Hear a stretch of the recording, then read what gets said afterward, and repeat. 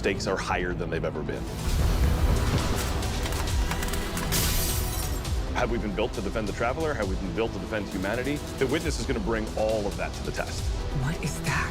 How would we react if we were facing extinction? And how are we going to stand together to overcome this? You know what must be done. We were created for this moment, to deal with this conflict, to solve for this enemy. What the hell happens when evil finally arrives and confronts the traveler?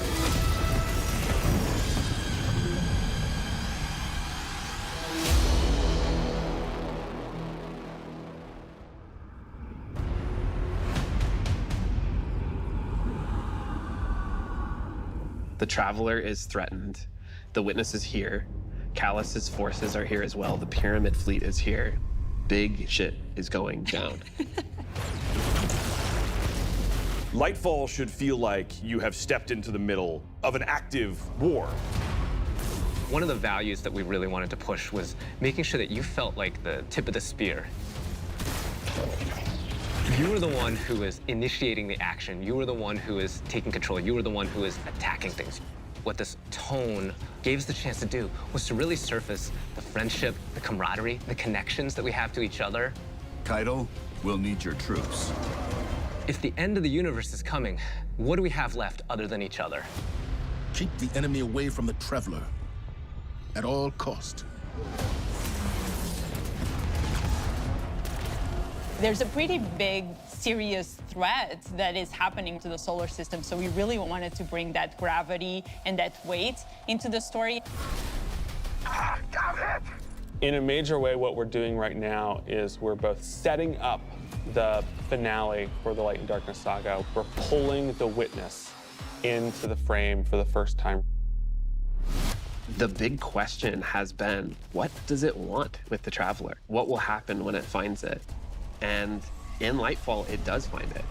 I feel like the witness is so drastically different from any other antagonist that we've had in Destiny in the past.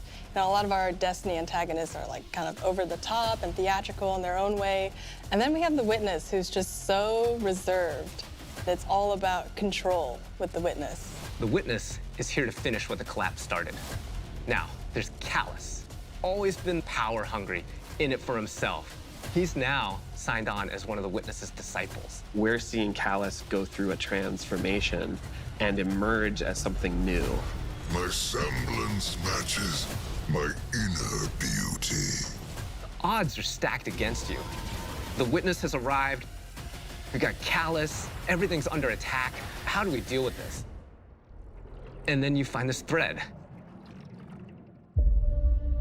We knew we wanted to do another darkness power in Destiny. Are we gonna do what everyone thinks we're gonna do? Are we gonna make like poison? No. We're gonna do something that you'd only find in Destiny. We're gonna go talk about this thing called Strand, and it's the web of life. What does it mean to have a cosmic web that's connecting everything around you? How do you actually make that like an ability? How do you make that like a power? It's something that doesn't actually exist. You can't just point to fire, electricity, or ice. Coming up with the idea of the strings, the strands lighting up the world, I think that was when everything kind of started to come together. Strand is unlike any of the powers that we've gotten before. We didn't get it from the Traveler, we didn't get it from the pyramids. It is a power that we find is unlocked within us as Guardians. When you pull on that thread and you start manipulating that web, ooh, you can do some really powerful things. We have some exciting player class fantasies coming up with Strand that we're introducing. So we have the Hunter Threadrunner, which is going to introduce this threaded spike. The Hunter Super Silk Strike, it's this kind of rope dart. You're constantly moving, constantly attacking. It feels fluid. It has an amazing style to it. It's just something we've never seen in Destiny before. And then there's the Titan Berserker, and the name is pretty fitting. The Titan Super is Blade Fury, where you weave these giant blades onto your hands. You have a melee attack that you can kind of combo indefinitely, and then you have your heavy attack, which sends out these suspending waves. And then there's the Warlock Broodweaver, the mastermind of the minions that we call the Threadlings. The Warlock Broodweaver Super is Needlestorm. You create 3 sources of power, and then those then get launched out, and then those fly through the air. When they hit an enemy, they'll explode. When they hit the ground, they will then charge up and then turn into threadlings.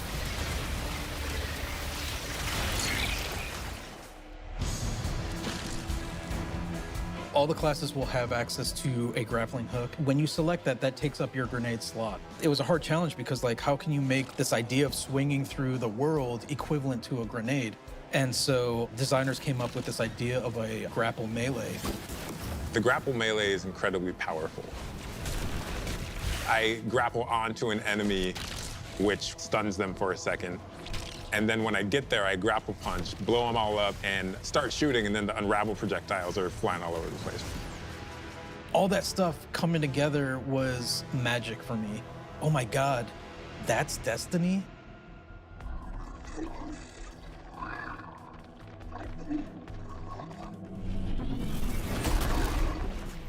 Neomuna has existed for hundreds of years. It branched off from Earth during our collapse and shut off any communication. So they've been secretly existing on Neptune for a very long time and keeping themselves safe. It was amazing to see how the concept artist made all of this beautiful art feel really fresh and new, but also a part of the Destiny universe. When you think about how to design Neomuna, like what's the architecture like? We're thinking of a lot of aerodynamic things, fins and sailboats. That informs us sort of the architectural form language that kind of looks unlike anything we've ever seen before. The high winds, strong pressure.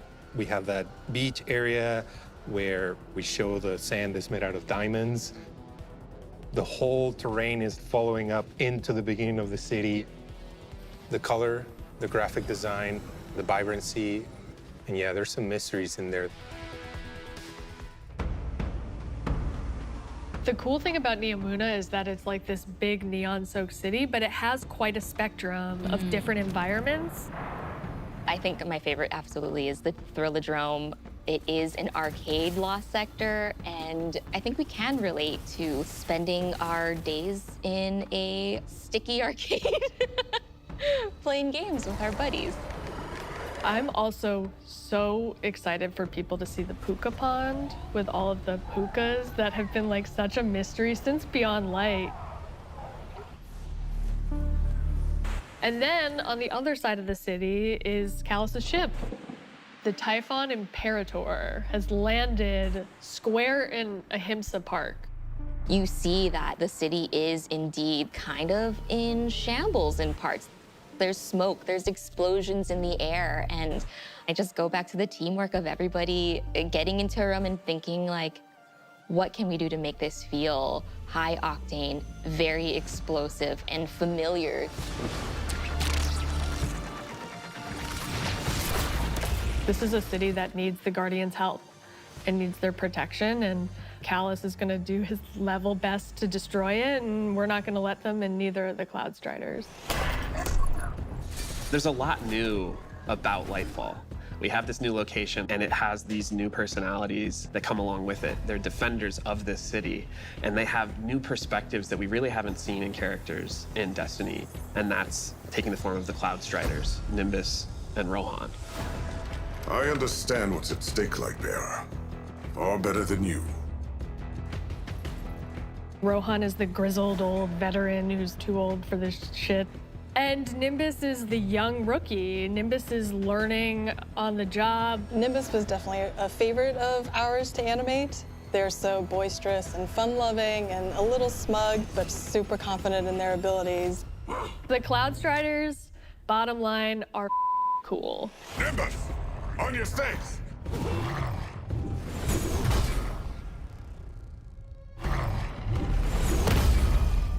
We want the Tormentors to be the most scary unit that you've ever fought in the Destiny universe. Holy crap, this combatant is very powerful. It means business. It's incredibly intimidating. This thing wields a massive scythe, has command over all this void energy. The Tormentor can like grab you, and that's something we'd never really done before with the boss. Throws out the scythe, has the player in his hands. And in those moments for Dark Harvest, we actually do things with audio to make it feel even more intimate, where we duck out all the background sound. So you really have this intimate moment with this terrifying creature grabbing you.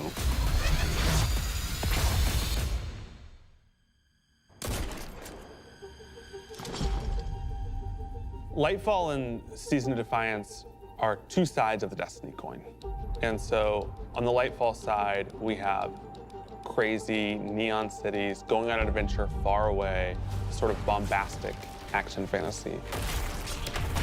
On the Season of Defiance side of the coin, it's a story that's much more closer to home.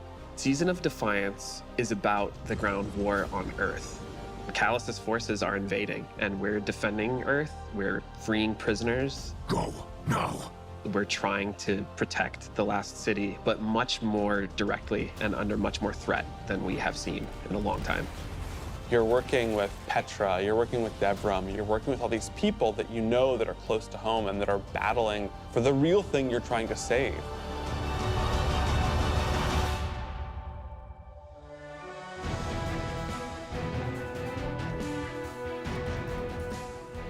We have a lot of weapons and armor for players to earn, and I'm super excited to see what you've been working on. We have a couple of Strand exotics. The Warlocks are getting what's called Swarmers. They're these boots that will, on Tangled Destruction, create new threadlings at that location. Now they can either shoot it, or they can pick up a tangle and throw a tangle, and then that will also create threadlings.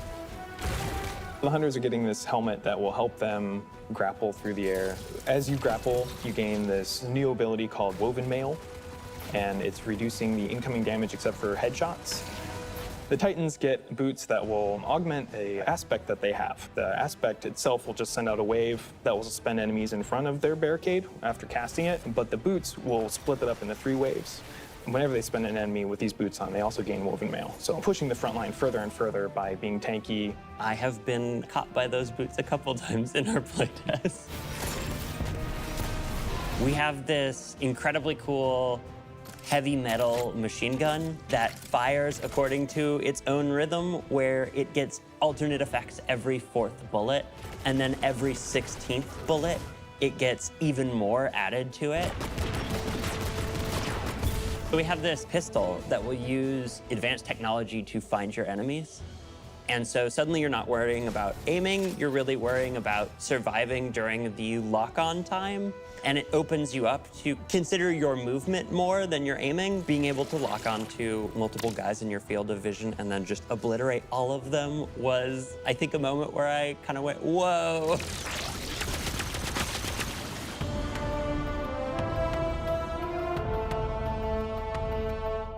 We're introducing a ton of new features that are designed to make sure that the player experiences are as good as they can be.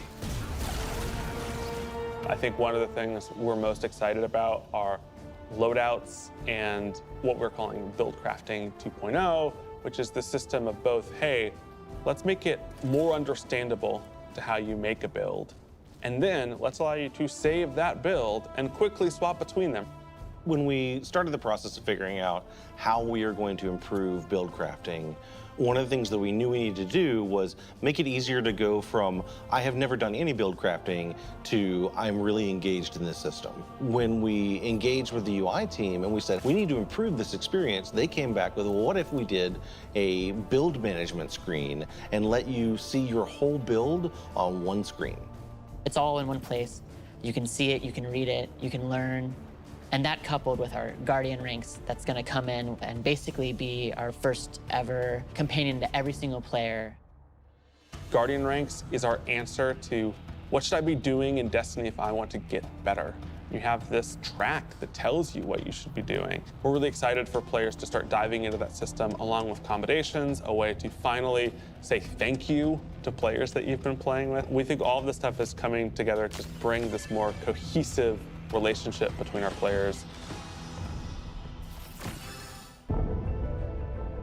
When we think about the future of Destiny, we think there's so much more to discover. We're just on the coast right now. We want to get into the heart of this continent. We are walking to our 10-year anniversary of Destiny, and Destiny being such a core part of our players' lives.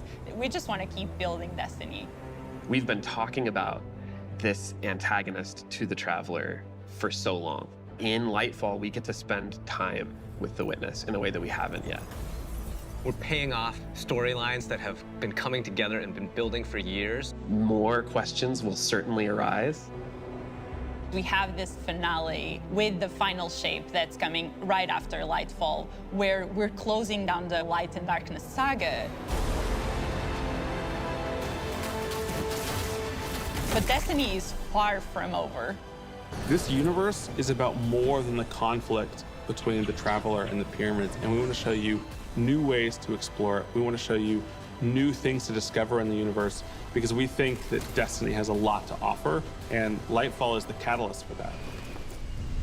It's high stakes, thrilling action, all at the same time, pushing the Destiny story to places it's never been before.